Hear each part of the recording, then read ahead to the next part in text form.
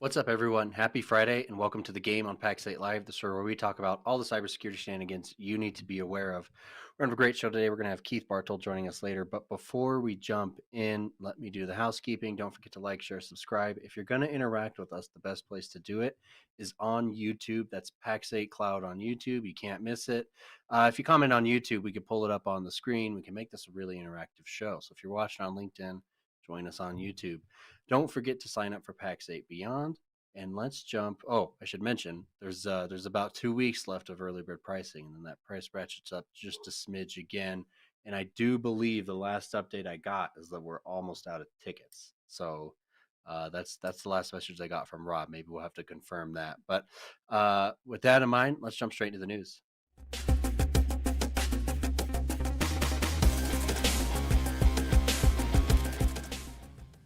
What's up, Matt? Man, it's great to see you, Dom. How are you, sir? I'm all right. I'm all right. I'm super excited about Beyond, actually, and I know that from last I heard, we had already crushed last year from a number of registrants and people to be here, so I know we're That already for sure. growing well beyond that. I know that.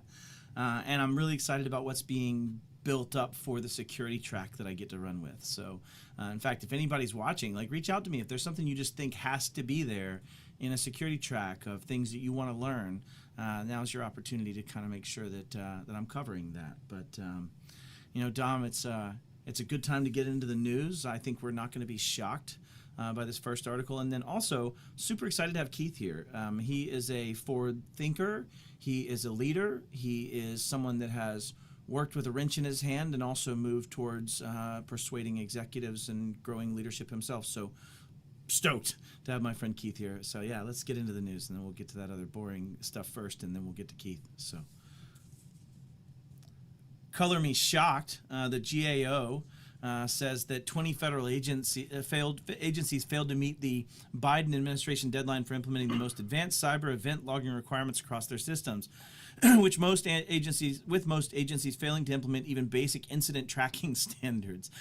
Surprised, according to a recent report from the GAO. And in December 4, performance audit of 23 federal civilian agencies, GAO found that many agencies have not met requirements for investigative and remediation event logging capabilities. President Biden in 2021, May, cybersecurity executive order said, in part, agencies to establish requirements for logging, log retention, and log management, which shall ensure centralized access to visibility of highest level of security operations, like Control 13.1. We're talking about 8.9 and 13.1.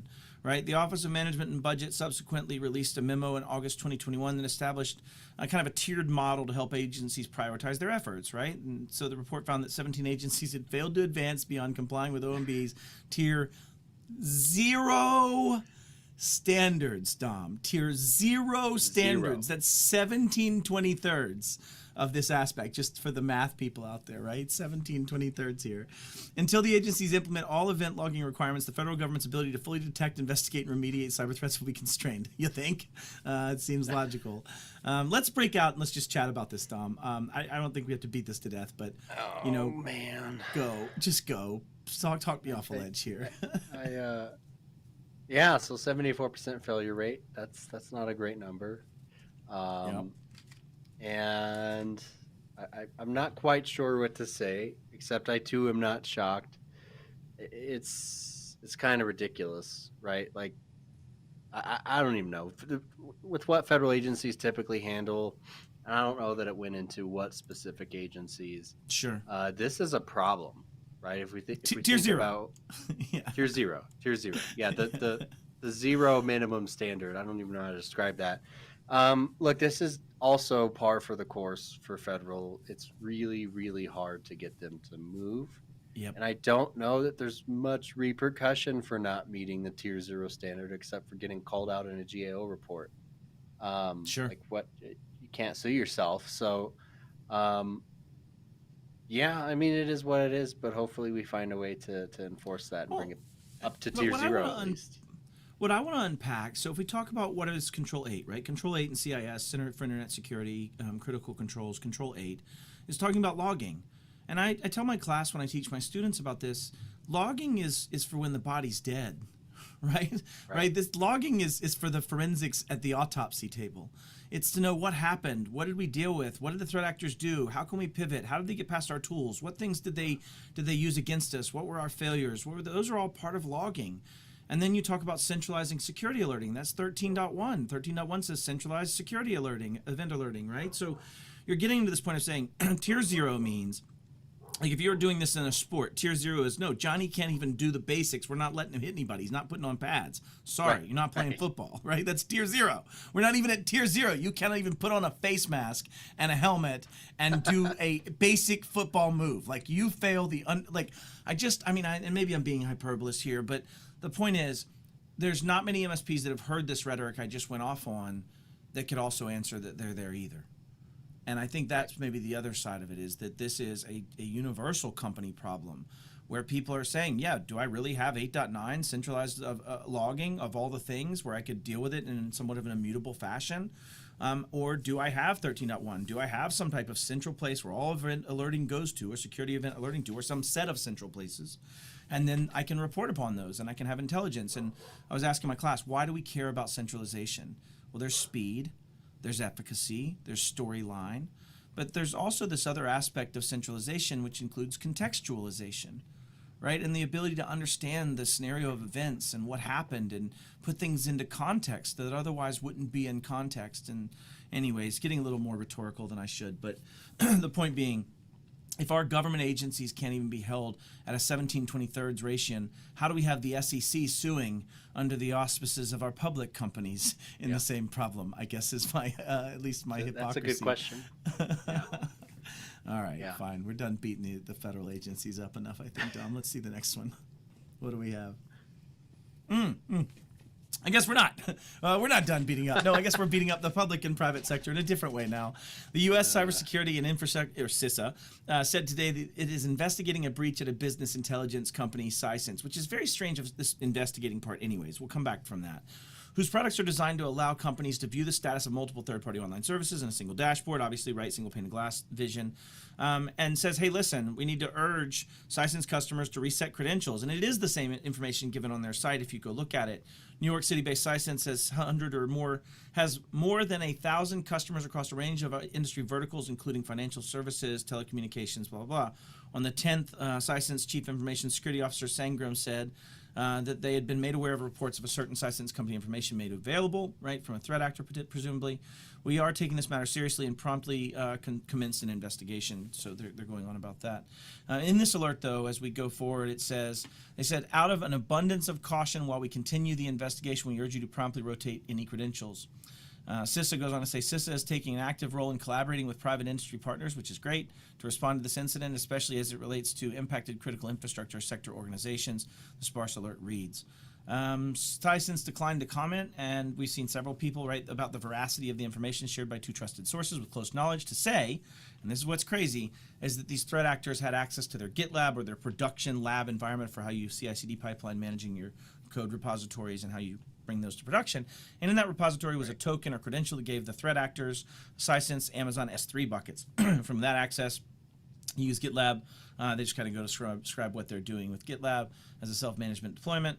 Krebs on the security says both sources said the attacks used S3 access to copy and exfiltrate several terabytes worth of Cysense customer data, which apparently included millions of access tokens. All right, let's pause there. Let's just pause right there. If we can pause the news and just pause. If not, we can just go away from the news. I don't care. Let's just talk about it. Access tokens. And this is it. Thank you. The incident raises questions about whether Cysense was doing enough to protect sensitive data. Okay, let's talk about it. Dom, what's an access token? It's a key. Like it's a house key, right? Yeah. Yeah, it is literally when you sign into Microsoft, and if you've ever looked at your cookie editor and looked at cookies that are stored, you are granted a access token. It's part of the OAuth handshaking process in which you now have this bearer identity, meaning I'm me, right. I has the key, to Dom's point. And so what we're talking about here is in this Cysense, they actually did steal access tokens. What access tokens?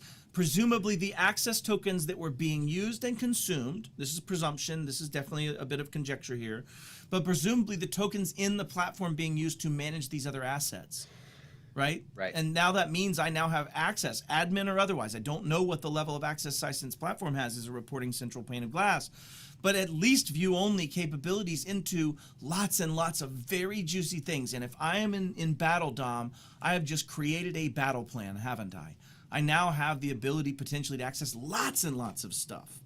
And that's probably why. Well, the and abundance remember of when caution. you're generating API tokens or access keys, they go by many names, but let's take an Amazon access key, for example. You set the permissions. Sisense or whatever you're integrating doesn't set the permissions.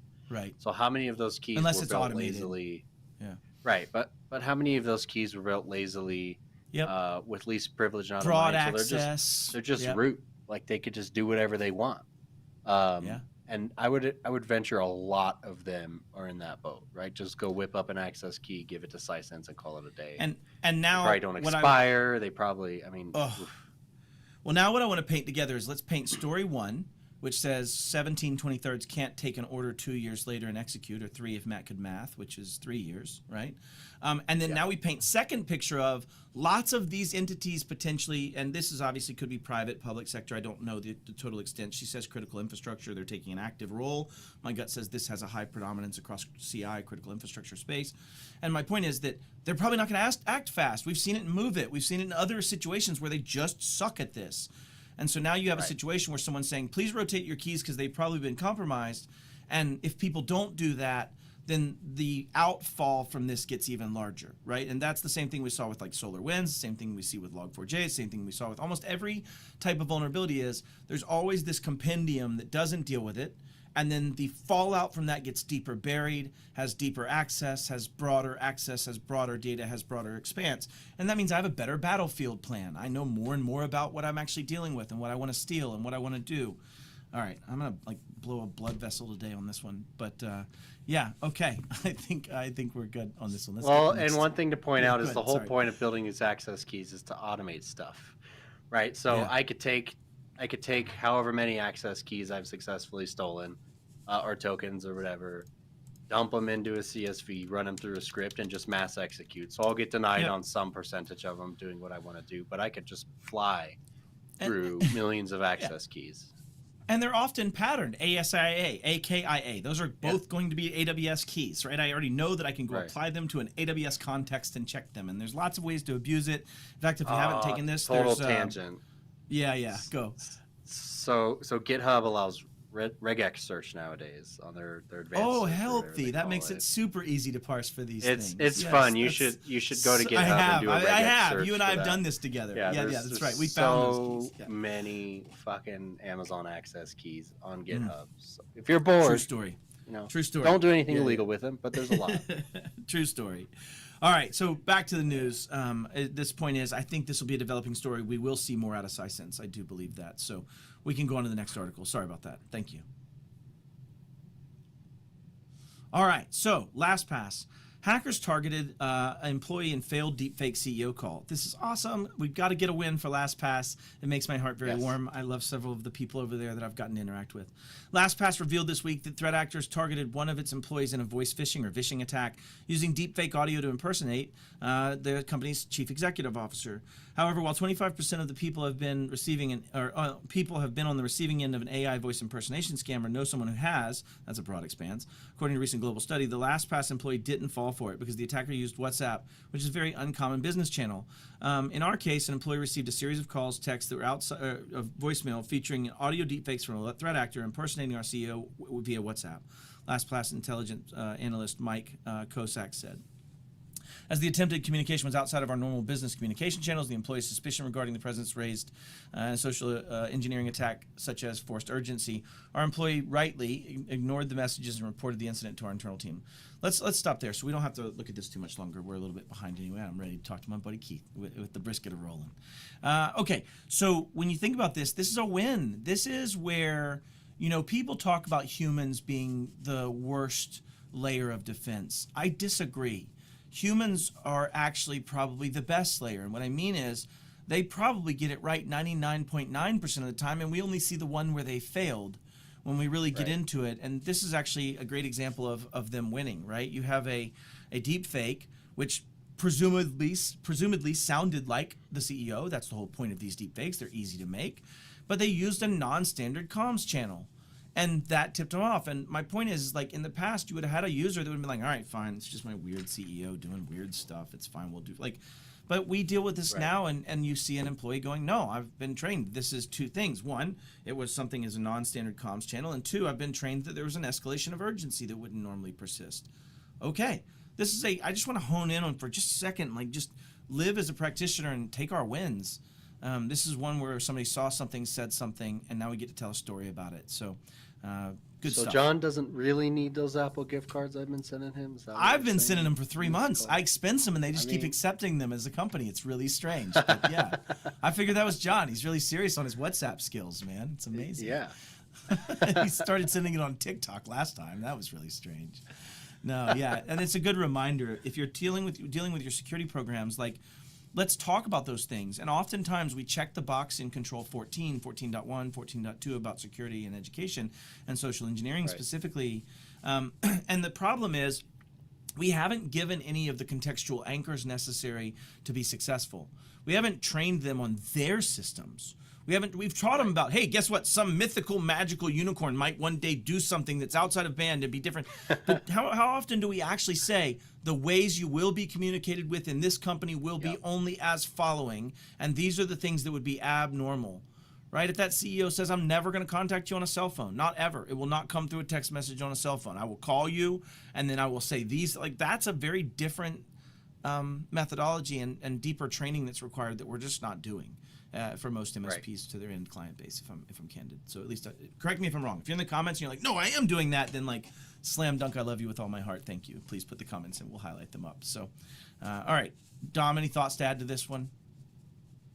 No, it's a good win, and I appreciate that they're talking about the win, because not many companies talk about wins, and that's a really cool, like, it's a great article. That's a great article to read. So kudos to LastPass for shouting it out. And understand if you're watching and you're not experienced, 10 seconds, 15 seconds of audio is all someone needs to generate an AI version of you. So it is very easy to perform this sort of attack. But you know what, Dom? I bet they do not get my Matt-isms and colloquialisms at all. They're probably not going to nail that. Got a layer of I got a layer of protection there for sure. Well, let's hear some brilliant words instead of the stuff coming out of my mouth from Robin Harris, and then we'll be back with Keith Barthold to talk about leadership.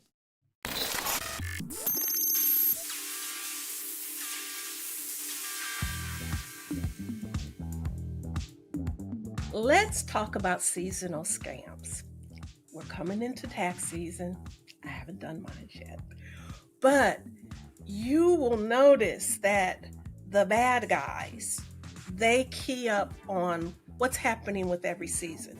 So this is the season where tax scams are going to become very prevalent. You know, when you go to the fall and you go into the holidays, the end of the year holidays, you're going to have the Good Fridays and all this other kind of stuff, the Christmas. We need to be situationally aware of what's going on in the environment that the bad guys can tap into and get into our mailbox and have us clicking. Now, I'm going to tell you something that has happened, and it's a downside of AI. We used to be able to depend on the bad guys can't spell. Well, guess what? They're using AI to start creating better phishing scams. The emails are going to start looking more and more legitimate, and we are going to have to raise our level of awareness to really be able to spot those. And tapping into seasonal scams and the right language and really looking authentic is going to give them an advantage. And we have to be prepared for that, personally and in our jobs. It's just not enough for us to do the annual training and say, okay, I've done that, check that box. The bad guys are so committed, and they are committed to continuous growth, and they're learning. They are learning where we're lazy. They're learning where we're not paying attention. They're learning where we have vulnerabilities, And we have to, on the other end, stay up to par in that game. And we have to present our defenses, and our employees are the first line of defense, because an employee clicking on an email can devastate a company. So I'm going to invite you to actually look at how you can really dial in your testing of your people's awareness during the seasons with your phishing testing, and make sure that you set up testing that's starting to play at the same level that the criminals are playing, so that you can keep your people aware of, oh, I need to be aware of, is this a real and legitimate email, or is this a scam? So if you're not testing your employees regularly, if you're not testing your employees seasonally, you're missing a training opportunity that could literally save your business.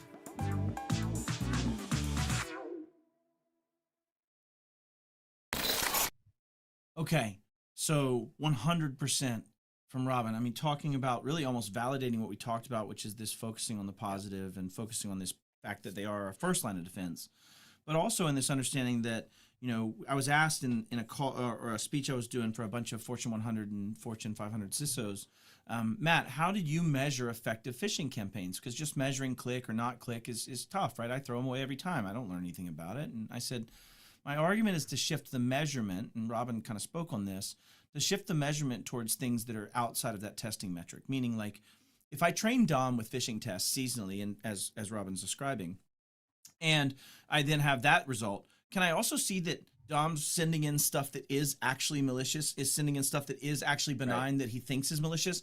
I would measure how much you're sending in stuff that's not part of my testing program, right? That's my measurement of success, of changing of an employee's capabilities and heart. But anyways, just a thought to exit from that. So let's bring on Keith.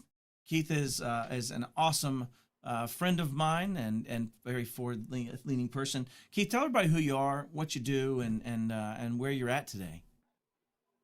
Yeah, so I'm Keith Barthold. I'm the founder and CEO of DKBinnovative here in my backyard in North Texas, smoking up some barbecue, and yeah, have just gotten to know Matt and really enjoy working with the community. I 6 months ago exited and sold DKBinnovative to Evergreen, and I'm still in place as a CEO and using more and more as an advisor and just as a coach and a mentor to other businesses, and yeah, just loving life.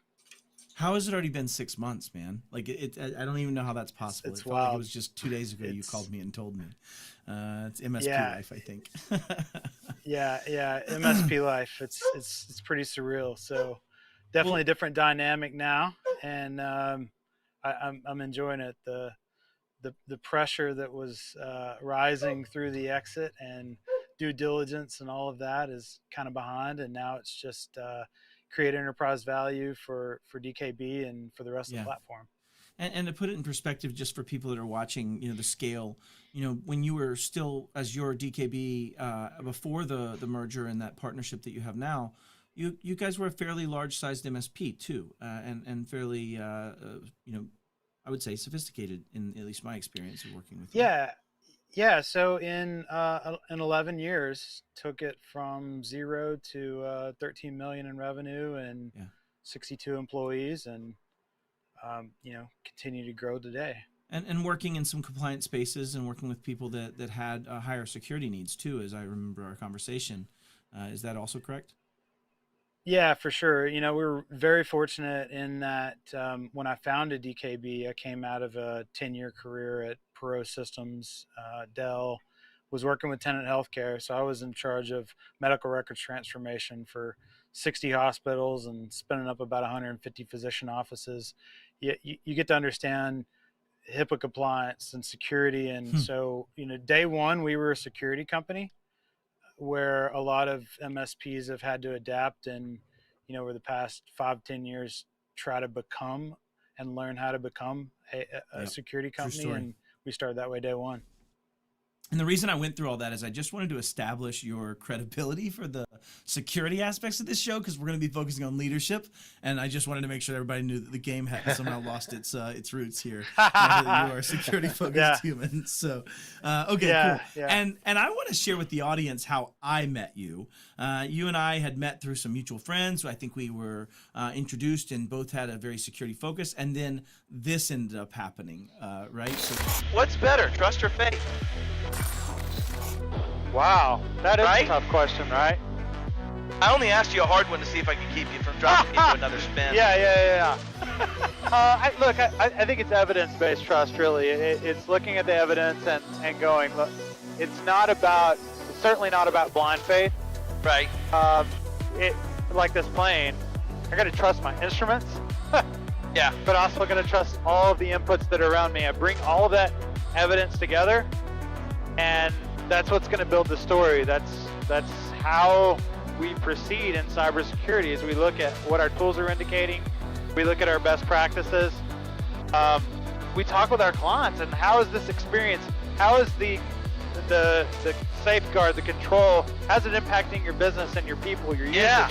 It's getting all of that input together, and then making great decisions based on the evidence. 100%, man. I think that's the point, is we should be that lever mover, that helping our partners that are our clients know what's the next thing, but also asking, how's this impacting you? Have we made your business worse for what we're doing?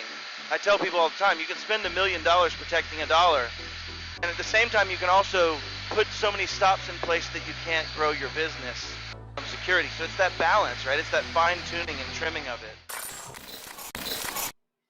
So we met with you doing flips and drops and stalls and spins for a 45-minute podcast.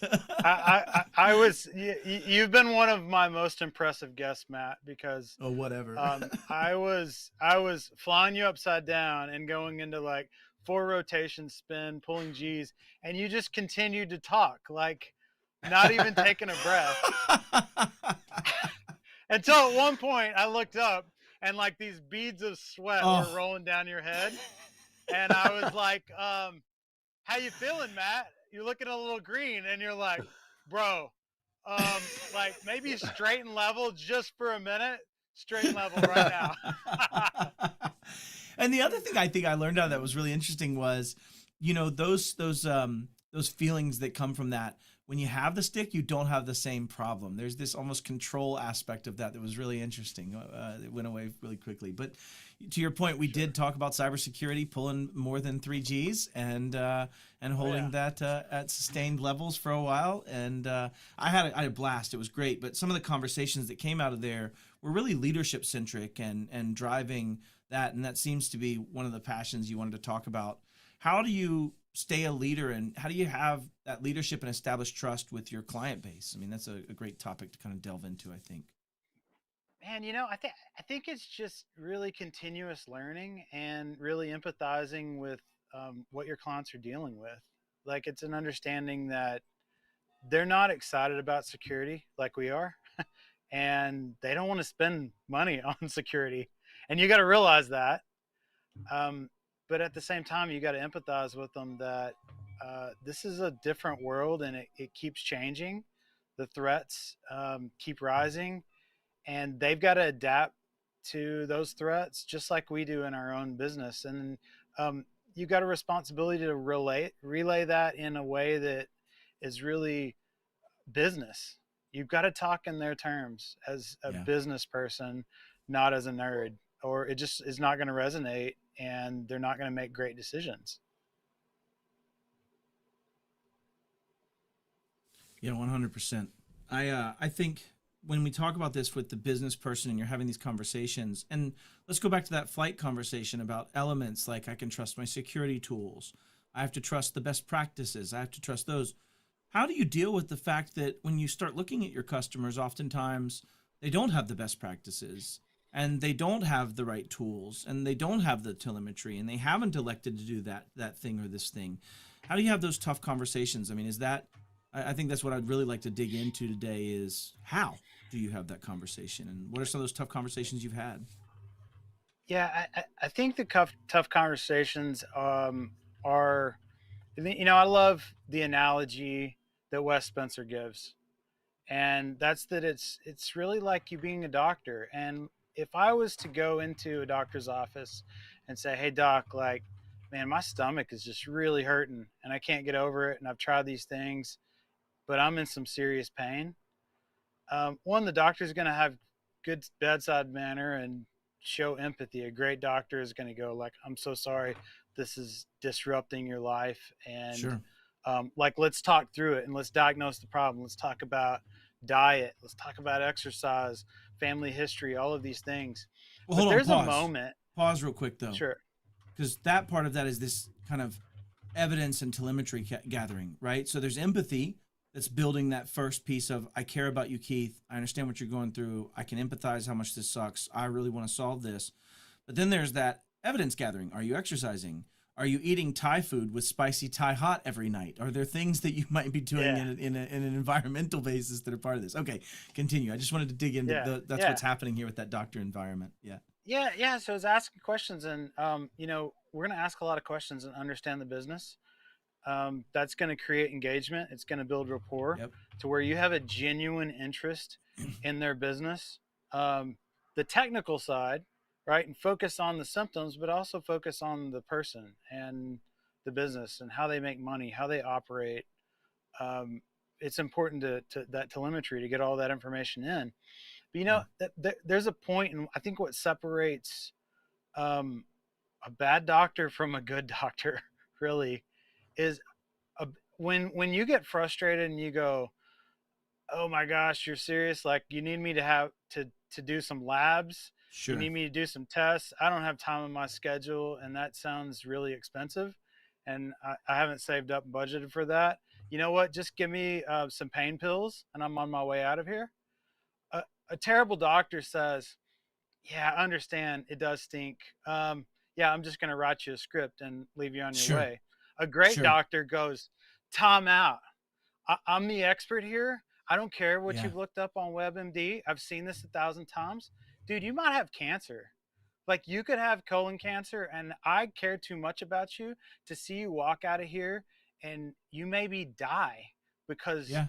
you didn't take this seriously and you didn't take the treatment plan. It sucks, but you got to take the treatment plan." Well, like, there's a point where you've got to establish a command with your clients to go, "I've seen this. I'm the expert, and you're about to be a victim unless you do these things and follow these steps. And yes, it's painful, but I love you too much to just let you walk away." Yeah. It's funny, one of the corollaries that goes along with that from that perspective is, if you took this doctor analogy and made it a breach, if you were a patient with that stomach problem and you came back 6 months later to find you have terminal stage 4 cancer and you had skipped that investment in time and money to get the tests done that were asked to be done because of the professional, there's not a single patient in the world that would not have remorse, regret, and also the falling away of any false hubris that was there. And so what's interesting is, I've never met a company after a breach that didn't have the budget that survived to then start doing things, right? I've never had a scenario where Miraculously. after that a moment, right, Dom? It's To your it's point. the fastest way. We had this very situation with a large healthcare client that we had signed, and it was a very fractional. We were doing consulting and a small piece of work for them with like 5, 6 other IT vendors. And I came to the CFO after, within 3 months and said, "Hey, like, time out. You got some big issues here. You need to take care of these." And I told him, I'm like, his response was, "Well, we've got these other priorities. We've got infrastructure to clean up. We're going to set security aside, kick that down the road." And I said, "Look, the the best way to get a budget for security is to have a security event, and I hope to goodness that doesn't happen. It's avoidable." Sure. And I kid you not, 3 weeks later, ransomware attack. It took out 80 servers and about 50 workstations. Huge disruption for a healthcare client. We later turned them into a full managed client and full security services client. But I'll never forget him calling me back in the middle of that event and going like, Oof. I will not forget that conversation you had with me a few weeks ago where you said like the fastest way is to have a security event. Obviously, we have the budget now. I just wish we would have spent the money in advance and Yeah. not And in the middle of this. I brought that up because I Like it tell a sucks. story. I brought that up because I tell a story. Keith, you, me, and Dom are standing on the top of a mountain looking out over the beautiful expanse and crevasse below. And I gently reach over and push Dom to his death. Is there any chance that you, Keith, don't take either a defensive stance, an offensive stance, or a running away stance in some form or fashion to avoid being pushed to the same demise, right? Like that's definitely going to happen. But even For in the same sure. boat as you run down the mountain and get out of the way if you haven't already killed me, which I think you're probably a fight guy, not a flight guy. But that said, as you run down the mountain in my story, and you run into another person coming up and you say, hey, I just watched some dude shove somebody off the mountain. Don't go up there right now. It's not safe. Hang tight. The law enforcement's coming. We're dealing with this. Like, just stay back here. Is there any chance that person doesn't believe you because of the fire they see in your face and the thing you've seen in somebody? Like, my point is when you have these tough talks, why are good doctors good at having that talk? Because they've watched somebody die. They've watched that fallout. They've watched the remorse. They've seen it. And in the same way, one of the things that I think I carry that's unique is I've gotten to watch a lot of that. And unfortunately, it makes it very easy to go have a very tough and candid conversation that you will believe me about. Right? And how much of that is part of your world, Keith, and what you bring to the table in that conversation in your example? It's a huge part of our world. It's having tough conversations, and unfortunately, I think we live in a society, and maybe we've just been trained to avoid conflict, and that we just need to get along, and that's how you operate in business. Is you got to have everybody's got to like you, and you need to get along. And man, it's just not true. There's a point where you've got to take command and go, you know what, I'm the expert here and I know better than you. And this is a unique industry that we live in because like the client is almost never right. It's true, right? Wow. That You heard it they're here, not. folks. And yeah. I, unfortunately, that's the case, right? In the SMB space anyway. So, Well, and so that's there's a why we point do where what you we got to do. turn that around. You know. Yeah. Yeah, they wouldn't Yeah. need you if they knew what they were doing and they were experts. Well, but in there's this more and to they that were too, wise in it. right? Because Keith, there's not many other professional environments where you just have to take me on faith that I know what I'm talking about. And it's not going to be any level of trust or anything observable or provable for most people in that space. It's all faith, right? And so when you think about my CPA, I know that AI CPA at some point has said this person is a qualified person to hold the CPA. If I hire an attorney, even the crappiest Saul Goodman attorney I can hire, they have been past the bar exam. They are the minimum. I said this on Red Queen Dynamics. It's the minimum viable crappiness, the MVC, right? We don't have an MVC in our world. There is no minimum viable Not at all. crappiness. There's no license. There's no state regulation body. If I get my hair cut, if I get this beautiful beard of mine cut, there's a board of cosmetology saying that some young guy or girl can wield a pair of scissors to cut my beard. That exists. But in our world, there is nothing to that. So when you're trying to prove professionalism and trying to have those hard talks, you have to be professional. You have to know it. You have to have these things. But in the same breath, they don't know if you're full of crap or not. And that is part of the challenge. And so how do you overcome that part of it when you're having those tough conversations of, Keith, how do I know what you're telling me is the truth? How do you overcome that? How do you manage that today? Yeah. So for us, it's like this extreme level of transparency and just acknowledging that and just telling those prospects and clients like, hey, I acknowledge that my industry is a lot of smoke and mirrors, and I'm sorry for that. You've probably been burned before. Yep. Like let's just step back and admit that um, I could just be here in a logoed shirt and Yep. I could have just spun up a website with Wix and a bunch of stock Last photos and Thursday. pretend everything. Be really easy.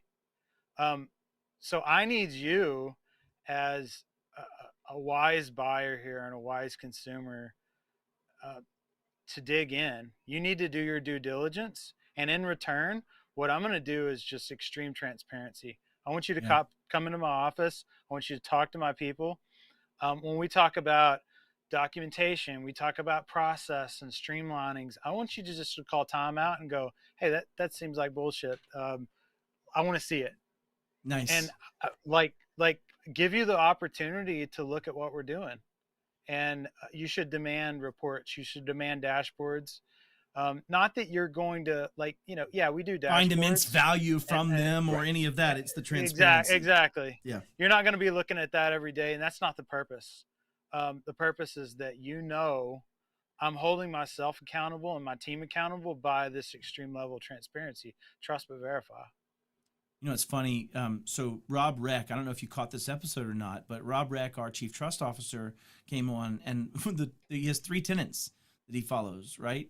Number 1 is having a 1-to-1 say-do ratio. If I say I'm going to do it, I better do it. 1-to-1 say-do ratio. Number 2 was have the tough conversations. It's the radical transparency. It is the straight up, here's what I mean. It's exactly what you just pinned out as a conversation. And the last one, which we haven't really tackled, there hasn't been something here, and maybe there's something to unpack here, is aligned incentives, right? The last piece of how you make trust is aligned incentives, that Keith is going to profit in the same way I am. And I think there is something to that from at least traditional MSP, right? That was the whole value of me saying, when I bill you by the hour, you're down when I'm winning. And when I bill you by the hour and you're up, I'm losing. Then let's get to a number that lets us be completely in the same direction, proactive, driving stuff to success where we both win at all times. That was the beginnings of an MSP pitch. So how does this apply to security? How do you have aligned incentives from a conversation point as when you're having these tough conversations? How do you show those aligned incentives? Any thoughts come to mind? And that's a tough one. It really is. And I think you just have to have that in mind. So you're creating this amazing buying experience for your clients. You've got to make it to where there's clarity. And look, it's tough because we're providing co-managed services to where my audience and my buyer persona is a CIO or an IT director. In other instances, it's a CFO or COO or CEO. It can be different just depending on that client in different industries. It's very tough, but you do have to present in a way to where, one, the client understands it, whoever you're presenting to, they get it, and that they're impressed by it and can really see the value, but also to where the edges are clearly enough defined that they can see why you charge for this, and then where maybe this is included. Just transparency in how you charge, I think, is one way that you earn that trust.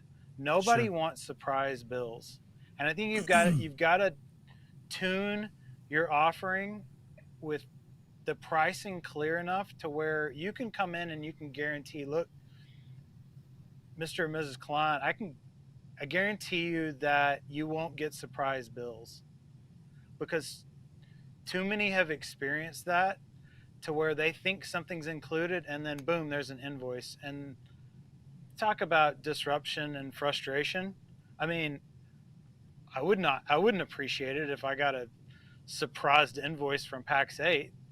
It's fair. Be pretty frustrated, right? Right. Yeah, true story. I think the other side of it, if I could take a poke at it, Keith, for aligned incentives when it comes to security, is that what I've seen some MSPs doing is saying, we're not going to cover in our normal MSP agreement any incident response hours, right? We're going to be part of it, but we're going to bill you for those hours. You start seeing this interesting play where they're making an aligned incentive to do the basics, to participate in the things that help keep and respond those response hours down, right, in that regard. And so I just think that we already have those aligned incentives. I think it's just about honing in on where those align, where we're common, where we're going toward the same point, where we're heading towards things that are both in our benefit.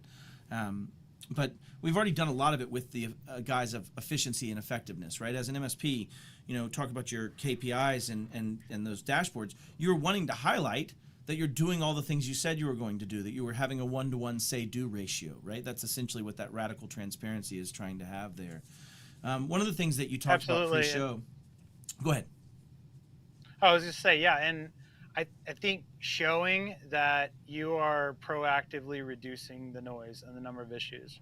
It's that continuous surfacing risks, showing your clients how you're navigating them through risks and that security journey, and then making sure the number of issues are going down. Like, that is value. At the end of the day, that's value. is being proactive. It's not how quickly you fix their problems. Super important, but Sure. they're going to continue to pay you because you make business easier for them and reduce the number of distractions that get in the way of their mission. And you have to show that, and you have to remind them of that over and over. You know what's interesting as a combination is like that's the same thing we've argued for the last 15 years as being MSPs. Is we have to help it show where we've helped, made their life better, make a reduction of their pains. We're just applying it now to security, right? You just inserted the word risk rather than computer not responding when I wanted it to go to a web page, right? Like you just added in a different component of that.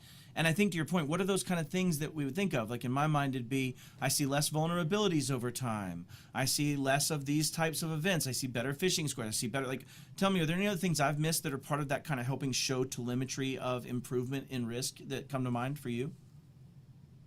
So yeah, that's a really tough topic actually in security, because we have many years of KPIs related to productivity and reducing the number of issues.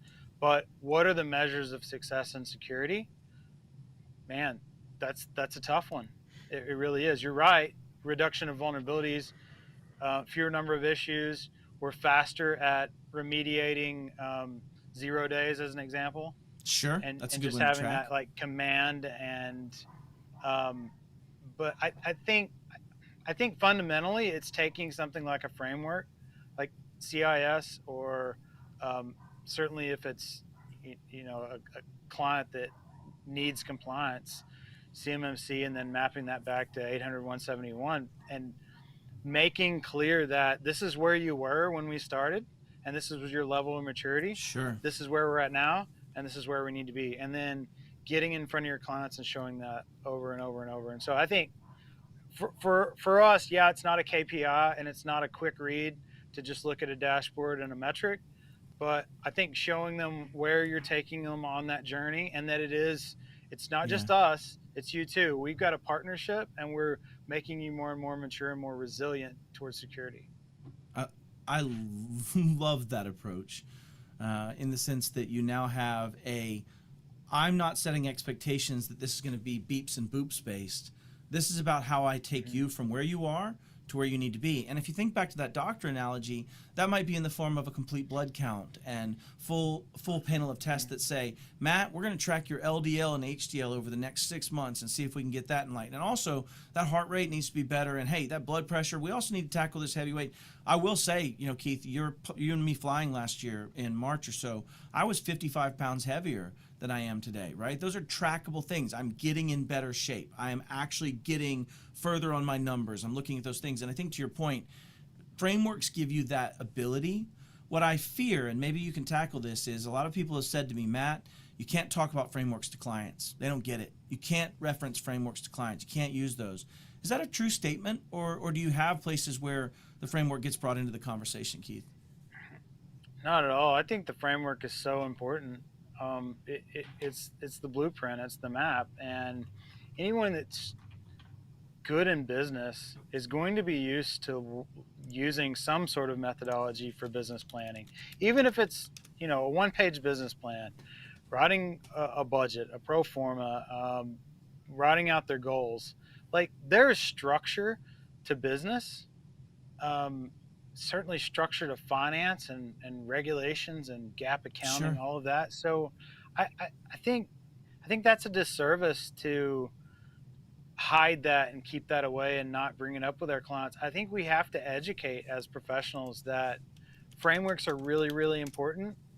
And look, it should also give comfort in your client to know that, hey, this is not smoke and mirrors. They're not making it up as they go. There's an actual guide. There's a standard that they're using.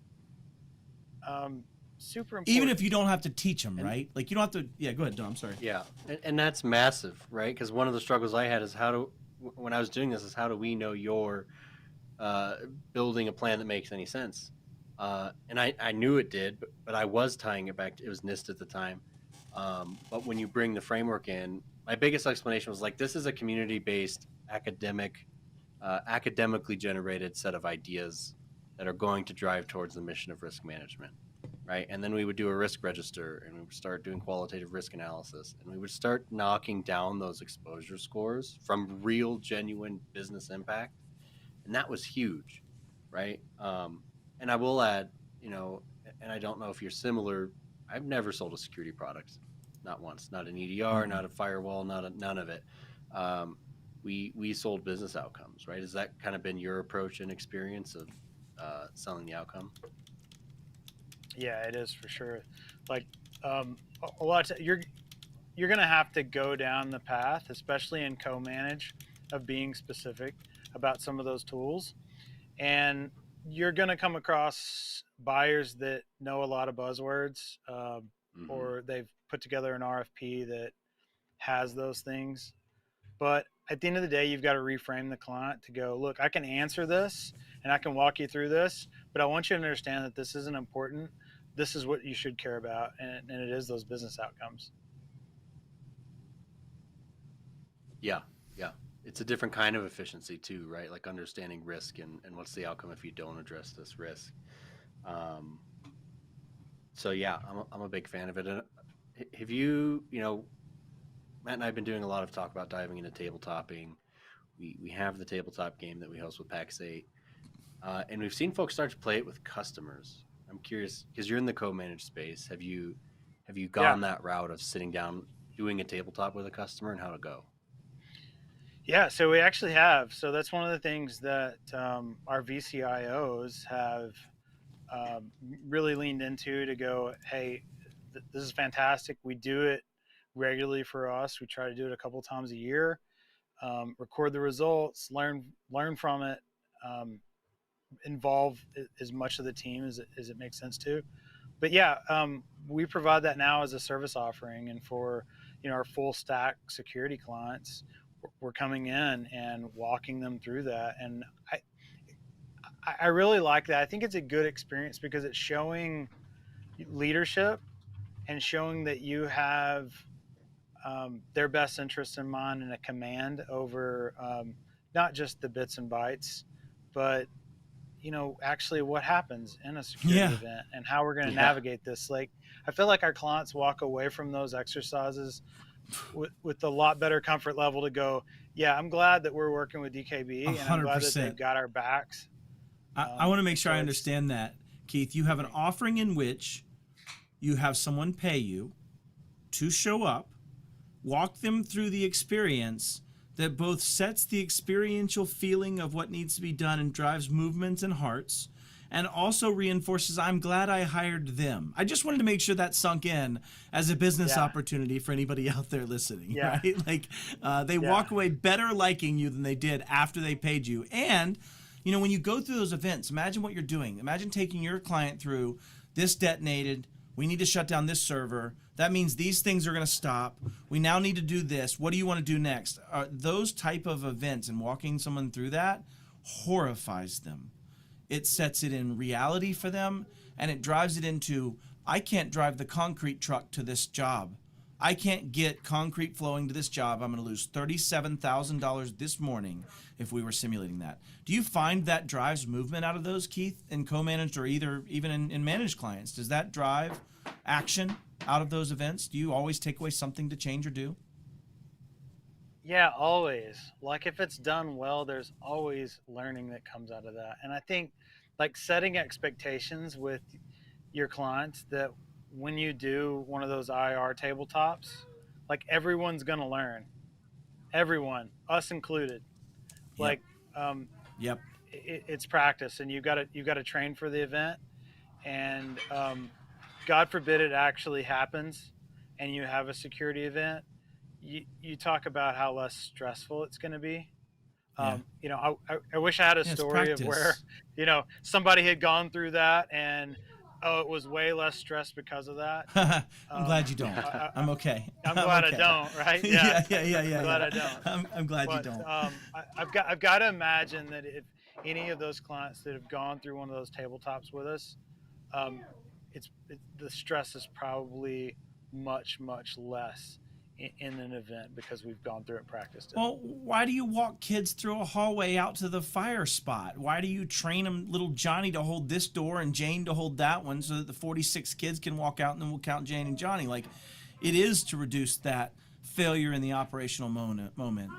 It's like when you think about military, a lot of the ways and outcomes of a battle can dictate on how much training was provided before for those soldiers, right? You see evidence of certain people placing soldiers' lives as just churned because they don't train them. They're just, here, go do this, have fun. Sorry, you're going to be a meat curtain, right? And I think when we get to this, we've often walked around as if we're handing that soldier a rifle the first time when it's time to battle, right? And that's how we've lived. We don't train, we don't practice. But I think if you can imagine, everywhere else, everybody would agree it's a good idea to get the kids to be used to what happens in a fire or when there's an active shooter, that it would be beneficial to me to train. And it goes back to our airplane conversation, Keith, right? Even in this understanding of... Yeah, go ahead, John. No, checklist. When we had Alyssa on the show, we talked about, if something's wrong, is there a checklist? Is there a mental memory or muscle of what I'm going to execute on, right? Yeah, in her point, she was saying... that wasn't... Yeah, go ahead, Keith. I would say that's not the first time that I landed a plane when I landed it with you, thankfully, right? It's true. It's true. There's been many stops before. And probably there's been a few times it wasn't the most comfortable to land with you in those early iterations either. There's been a few times where you kind of have to wrestle the thing to the ground. Yeah, for sure. But I think the point is that you brought up really well is walking them through that incident not only simulates, and to the deeper level you can be simulative, right? If you can actually shut down the services, if you can make them not function, if you can take them out of operation, to your point, Keith, you learn more. Because now you're like, I didn't know that stupid application depended on this one stupid thing. Oh my gosh, this is a different criticality in our business impact analysis. The service that doesn't automatically start, that's nowhere. Yes. That used to be the bane of my existence. Oh man, 100%. Anyways, but I think, Keith, to your point right now, are you all doing mainly theoretical walkthroughs, or are you doing some degree of deep simulation in the environment at this stage, depending on the size of the organizations? Yeah, so it's theoretical walkthroughs. As much as I would love to do that and take down an environment and it be a deep walkthrough, I don't think we're there yet, and I don't think our clients are there yet. Sure. But that would be the ultimate. Now we've used tools, right? We do DR testing, things like that. Yeah. Things like that. But in terms of walking through an actual scenario, no. I love that. We're just not there yet. Neither are the clients. Yeah, and you wouldn't necessarily have to detonate the ransomware in that incident. You would just take out the assets that would be part of that incident, right? So you'd say, okay, these are non-available. Let's see what happens when they're not available. From that perspective, just like if you were going to screen test and do a cutover on a migration, right? You just pull the Ethernet cable and be like, that server's gone, right? Yeah. Give it 5 minutes. No longer the dependent on DNS. Like, oh wait, phone system's still tied to that DNS. Damn. Okay, good call. We need to deal with phone system. Now I have used that in sales conversations, right? Right. When somebody says, "Oh, we're fine. We don't need this. We don't need DR. We don't need security," and you close your notebook up and you start to walk away and you go, "Hey, by the way, just a scenario. Can we go see your server closet real quick? Oh, you've got everything on-prem. Oh, you don't have redundancy. Let's just imagine I poured water on this thing right now. How would that affect your business?" Yeah, and then it starts getting the wheels turning like, oh, maybe that is kind of important. Well, I love this, Keith. We're down to the kind of the very end of this, and I wanted to ask just one closing question. What's one tough conversation? I'm putting you on the spot here. I haven't prepped you. What's one tough conversation an MSP could go have with their client right now? If you were giving Uncle Keith advice here, what would I go have? What tough conversation would you want them to have? I think it would be to really look at their investments in security and going, let's both have a real conversation, and are you secure enough? Yeah. And I think there's a big group that are going to go, yeah, probably not. We're probably not. There's probably still more work to do. I think that's probably the majority. I'd propose a small change to that tough conversation, and it's this. I know that I have not provided you enough. We haven't done enough. There are things we need to improve in my offering and the things I charge you for. Let's have a tough conversation about where we both need to be for each of us going forward, right? And it's that we know, like, you've got those customers, if you're out there, Mr. and Mrs. MSP, that are on the legacy stack, that you didn't increase enough, you know you can't sell to them enough. You like, why not lead with that conversation of, I know I haven't added enough. There's stuff I need to do that I can't get you to do. Like, have that tough conversation. Yeah, go ahead, Dom. And add to that, have that transparency of, I've become a better practitioner. Yes. I'm up-leveling myself Amen. and my team. So I know more now, right? And I know that what I'm doing is not there yet. Yeah. And the distillable 100%. tough conversation is, I wasn't good enough, but I'm getting there. You need to come with me on this journey, right? Is the point there. Yeah. Sorry. Go ahead, Keith. Yeah, I think we can't be afraid to say, I look back and see where we were 5 years ago. I see where we were 3 years ago, and I'm embarrassed. I'm super embarrassed when I look at that. I feel that every day. Yes. Yeah, man. You can't be afraid to have that conversation with your clients and say, based on what I've learned and the mistakes I've made with other clients, I can't make this mistake with you. Like, come along on the journey. And that's radical candor. That's so powerful for the relationship. I mean, yeah, it's. I think it's good. I think it's a good thing to just come out and say, look, I've gotten better at this, right? There's so much trust building in just being that honest with your customers. It's a perfect way to close it out.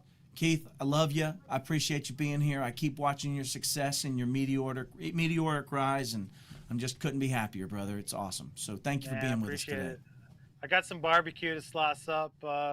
Come on down. I'll be out at the airfield, brother. You know I'm an hour and a half from you, so I'll see you. A little airdrop, get a little parachute action. Yeah, that'd be fun. Right. RV7 parachute drop of brisket. All right, let's close it out on that. Dom? Keith, thanks so much for joining us. This has been a fantastic show, and with that in mind, that is our show.